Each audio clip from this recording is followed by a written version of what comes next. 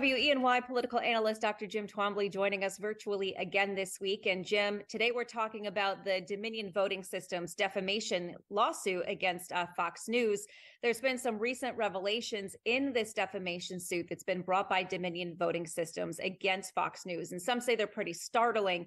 Some say because of admissions of what goes on at Fox, and others say they're startling because of what Fox and its employees would admit to such behavior as outlined. We've seen texts now published between some of the network's biggest rating stars.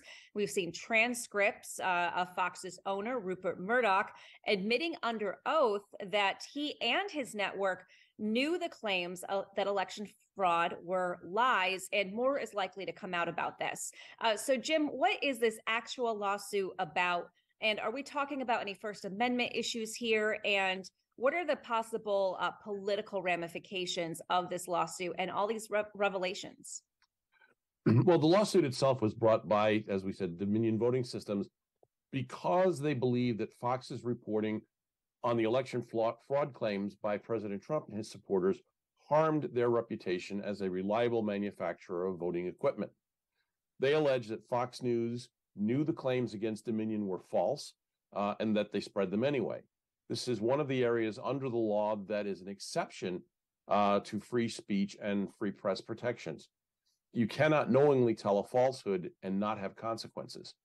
Additionally, the actions involved on either side are not those of the government. The First Amendment only applies to government action, not private actions. Okay, but wasn't Fox simply reporting on the claims that were made by the Trump team? To an extent, yes. However, the exchanges between their biggest stars indicates that they knew the claims were nothing but conspiracy theories and had no real foundations in fact, yet they reported it anyway. Okay, and will this case have any political repercussions or ramifications here? Well, that is the big question. Certainly, even without a verdict, with all of this information now public, there will at least be some ramifications. We've already seen some internal fallout with Fox not letting their media critic Howard Kurtz comment on the story. Unless Fox begins reporting on the story and the lawsuit more thoroughly, their viewers will not likely become aware of how they were misled.